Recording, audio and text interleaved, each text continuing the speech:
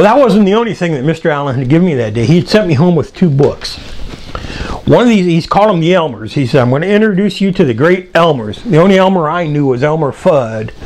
You know, he and I had kind of a similar thing going with our R's at that time. But anyhow, the 2 books he gave me were Elmer Wheeler's Tested Sentences That Sell and Elmer Letterman's The Sale Begins When the Customer Says No. And I dove in and started reading that book, especially Elmer Wheeler's book, Tested Sentences. And in the beginning, he tells a story about his life. He's a great salesman in the 30s, the 40s, into the 50s. He'd go into these stores and he would teach the salespeople and the clerks at the counters what to say. What to say. See? And what Mr. Allen taught me that day and over the course of that summer was what he called the stimulus response model. See, he said, Jay, no one is waiting around for you when you knock on their door. They're not sitting in there waiting for you to come and try to sell them something. They're busy. They're preoccupied. They've got their own things going on.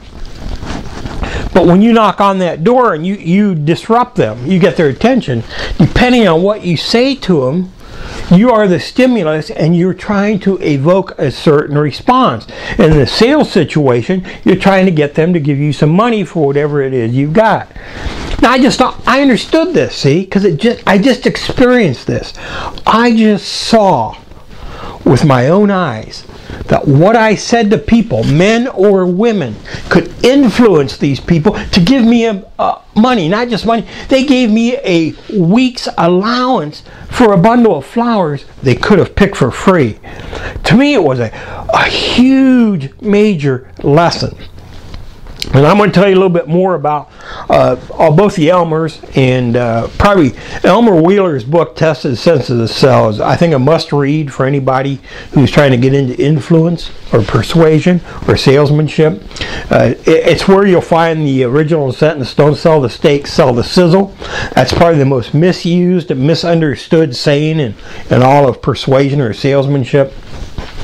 And I want to talk to you more about it. But what's important for you to understand is we live in a stimulus response world.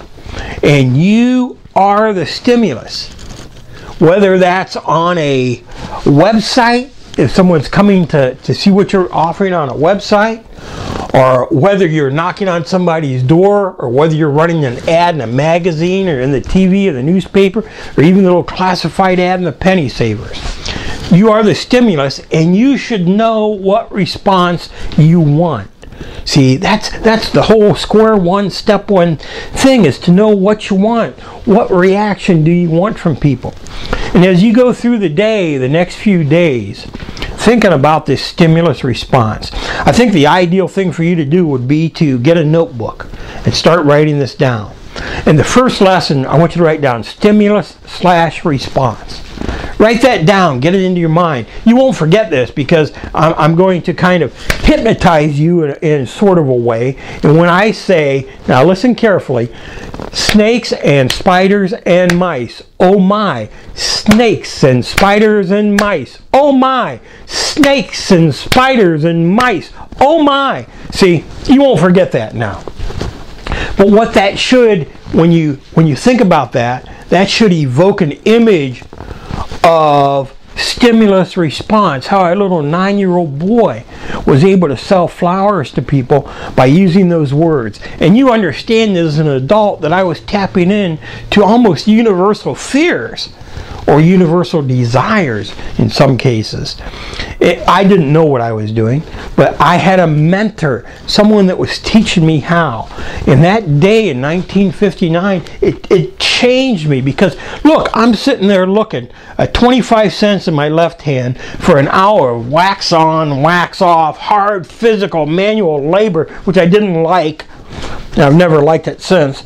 And on the other hand, 3 times the money in 1/4 of the time. See, I learned a lesson, not just about stimulus response, about life.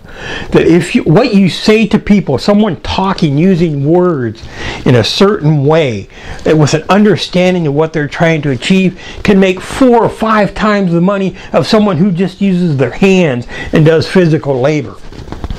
And I was proving that time and time again, because in Akron, Ohio, back in that time, the rubber companies that made tires, Goodyear, Firestone, Goodrich, and all the other guys, people would go in there, and there's hard physical labor making tires, but there were guys selling insurance. There were guys selling real estate. There were guys selling other things, even the door-to-door sales. They were making 3, 4, 5 times the money of that guy selling insurance. So valuable lessons here. Stimulus response. We're going to get into that as we go along. In the next program, I want to talk to you about your subconscious mind, because it's important. And 6 years later, I learned something from Fran Renner that reinforced a lot of this stimulus response, and I'm going to tell you how you can use that. But for today, stimulus response. Spiders and snakes and mice. Oh my! This is Gordon Alexander, and I'll be back.